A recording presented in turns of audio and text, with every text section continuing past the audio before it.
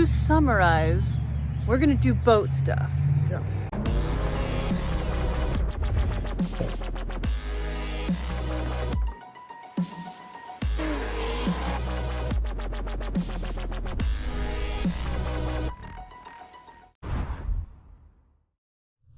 So the boat's been sitting most of the winter, probably 3 or 4 months. We winterized it, and I think it survived the storm. We had a big snowstorm here in Texas, and we've been working on this rig over here, the race trailer, which you guys have seen videos on, I guess, but we're kind of tired. It's time to take a break. We're gonna take the boat out and enjoy it a little bit, and hopefully everything works like it did last summer.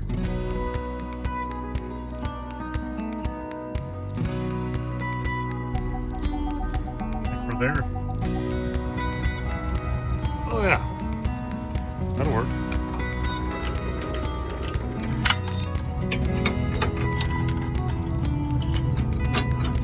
All right, she's been sitting a long time, 3 or 4 months. She's dirty, but it is boat time, so it's time to get this thing cleaned up. Go have some fun. All right, here we go. Power washer, dirty boat. It's time to get to work because tomorrow is Sunday and I want to have some fun. She purty. We're gonna get lots done today. Aaron pulled the boat up to the front of the property and we purchased a power washer. They already know that because I filmed it. I'm just picking up from that. I am getting ready to run to Advanced Auto and grab an oil filter for the boat because we need to change the oil because we're going to de-winterize or summarize. I always think of summarize as like, to summarize, we're gonna do boat stuff. Yeah. This is so bad. The boat sitting over the winter. You filming me filming? You filming me filming? I was filming B-roll of the dirty boat and then you fired the camera up. Yeah, it's so gross and dirty and it's terrible. I know we should have had the cover on the cabin area, but we have a problem around here. Cats lay on the covers, on the boat covers. We've had this happen on our Malibu.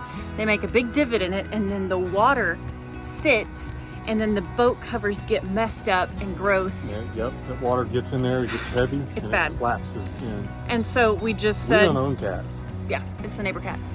We just decided to leave it off and just clean the leaves and junk out. So that's what happened. Yep. It just got gross, but we're gonna clean it. Be nasty. Okay, let's pop this engine cover. Stuck.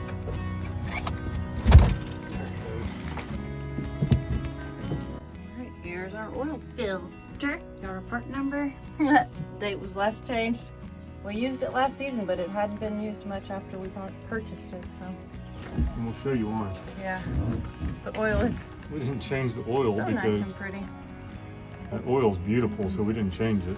But when it sits over winter, you need to change your oil. So we're gonna do that. Yep. We gonna do it. Alrighty, made it back home with parts. Time to do a little bit of cleaning.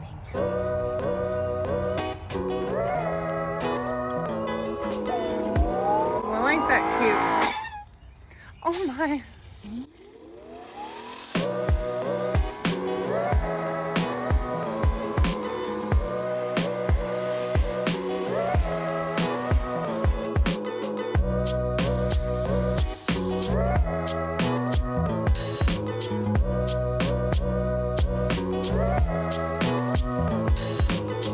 Alrighty, while Aaron was power washing on the outside, I was tidying up the inside. Got everything all wiped down and feeling fresh. It's good stuff. Little boat maintenance time. We're gonna change the oil and the filter and get it ready for some fun in the sun. We actually picked up something we're really excited about, which is a pump, an oil pump. So we're going to pump it out of the dipstick tube so that we don't have to make a mess in the bottom of the boat or take the hose down from the drain plug. We're gonna pump it out from here and then replace it with fresh oil and also replace the filter. It's fine there. It's our little pump, and we power it with our drill. It's pretty cool. Got that at a local shop. We paid 59 bucks. Yeah, I think that's what I paid. Yeah, so we're gonna hook it up and see if it works. There should be an adapter that goes from this black tube up to the size of the pump.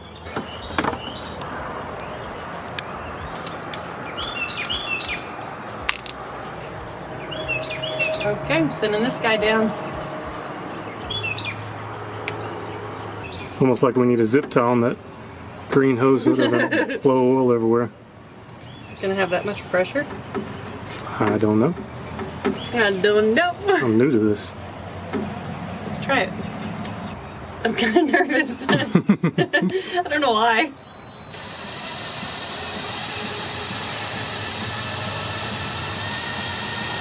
Going slow. It said start it off at medium speed to prime the pump. All right, what's the scoop? So we just read on the instructions that it said to run the engine for 3 minutes so that the oil obviously gets warmed up. So I guess we'll run it for a bit and let it warm up. Okay, gotta hook the water hose up. Yep.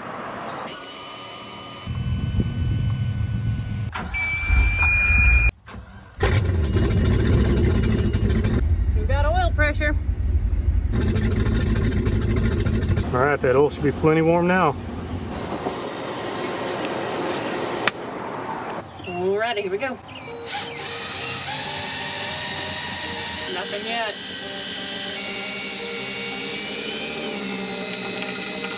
Oh. Sounds like I hear something. There it is.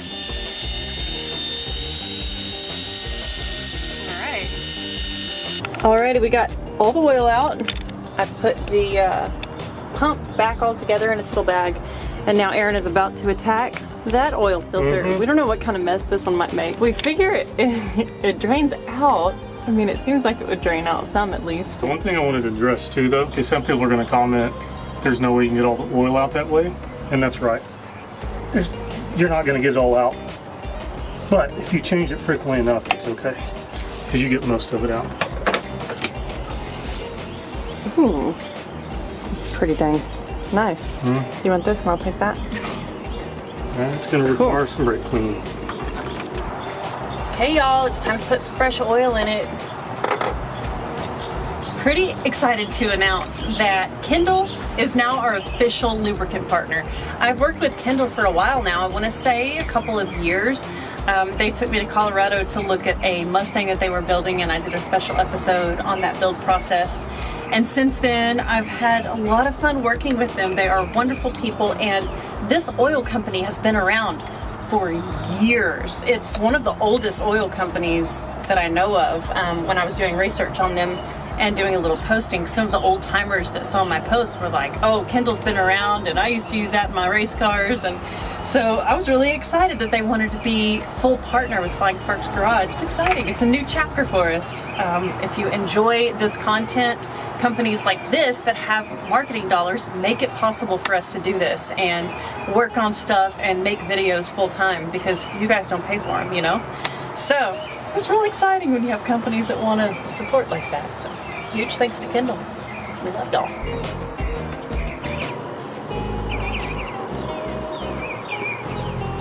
Dang it. So the oil we're using is their GT1 Max. It's full synthetic and it's for GM vehicles, which is what we have. Okie dokie, last quart going in, well, the fourth quart. And then we're going to check it to see how our level is. So how long did it take to pump that oil out? Longer than we expected. It took probably about 20 minutes. Yeah. Our hands got tired of holding the throttle on the drill. And yeah. We had to switch out 3 batteries. 3 of those batteries. Granted, our batteries are getting old and kind of worn out. But if you guys do this at home, just know it is going to take you a while, so be patient. And maybe warm your engine up a little bit more than we did. We ran it probably 8-10 minutes. Yeah. It was showing on the oil was pretty... The water temp was at 150, I think. So, I don't know. Just be patient. Be patient with your engine. Be patient with yourself. Be patient with your husband. Be patient with your wife. Yeah. Still needs at least 2, I think. Yeah, 2, and then that filter is going to take some as well once we fire it up. We need a new seat. Ooh, I like it. It's actually right on the full mark, so hopefully that's okay. We put 6 quarts in, so... Well, yes, and we've got some going into the oil filter, so that'll be perfect. You'll probably add another half quart, I bet you. I doubt it, actually, because it was like, it may have been touching the F on full, so it might have been like a little over the full mark. Ah, got it. I think it's going to be perfect. Well, I'm going to go turn the water on. Okay. And I'll crank it up. you can hit the key. Sweet. Keep an eye on that oil pressure. Yes, sir. Well, with the oil change done, we can check that off the list, and she's one step closer to being on the lake. We'll see how many of you caught this. We used a 530 weight on this oil change, and while that's a decent oil for a big block Chevy, I posted this picture on social media, and I had a handful of people give me feedback that that was not going to be a thick enough oil for a marine application, that a boat motor is under more load because it's at a higher RPM more frequently than a car engine, and that we needed to put thicker oil in it. So we listened to the internet and we got the straight 40 weight from Kendall, and we swapped out this oil for that. Now, you guys have already seen us do an oil change, and we really didn't want to film another go at that oil pump, so we've switched the oil out, and our engine will be protected under marine applications and the proper viscosity for the bearings and all that stuff. Don't you worry, y'all. And now we know. Thank you, internet, for teaching us things we didn't know we didn't know. Sweet. So, we got the oil changed, and now we're checking everything else. As captain, you got to make sure it works, because if you don't, you're getting a ticket. I've learned that before. So we check, horn's not working. I can see here on the end of my toggle that it lights up kind of faintly. So I'm guessing maybe that's a ground issue or a connection issue. I did find a fuse in there, 20 amp, that might be providing power to a few things that's blown, so we'll check that in a minute. We checked our forward bilge and our aft bilge. They're both working. I'll flip my lights on. I can see my nav lights on back there. Let's go to the front and check the front ones. Cockpit lights, everything's lit up.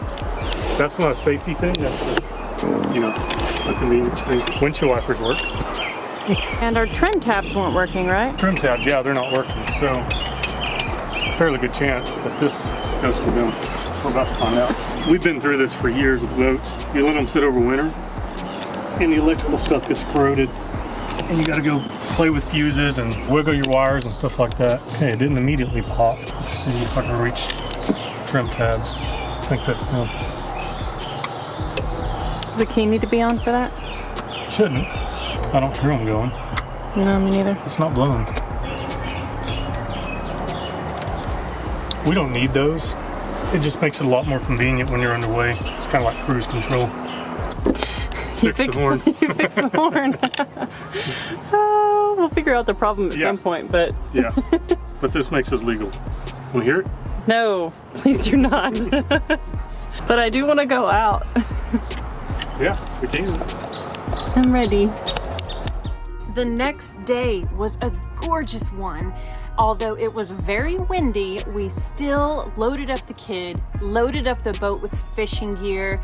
Our niece, Elia, who we call the kid, loves to fish. So she and Uncle Aaron had a lot of fun fishing, and we even got a blow-up canoe for like $100 at Walmart, and they had a lot of fun blowing it up and then using it. So this boat's going to be a lot easier to transport compared to our Insta boat that was the foldable canoe. So we're really excited about this boat. It turned out pretty neat. How tasty is this food? Delicious. So good. Just saying. Basil pesto pasta. So many people talk about how boats are big holes in the water that you throw money into or break out another 1,000, but not many people talk about how many memories you can make and valuable time you can spend with your family on the water on one of these beautiful vessels. We are so thankful to have this boat, and it makes us so happy. And we hope it brings a smile to y'all's face as well. We're really excited because we're loading the boat up and leaving first thing in the morning for a trip to Lake Ouachita, our favorite lake. It is Aaron's birthday and our anniversary, and we are going to take the boat on the water and enjoy it. Now, we did some summarizing and going over all the legal stuff, making sure our lights work and we have a horn, but we didn't get to use the toilet or the sinks or anything when we took the boat out. So we're hoping that we didn't have any cracked pipes. Aaron thinks that we might, so he's bringing tools along on our trip so that we can wrench on the boat when we're on vacation. You guys know how this never ends. So keep a watch out for a upcoming episode on boat adventures, and we love you guys so much and can't thank you enough for being here. We'll see you next time.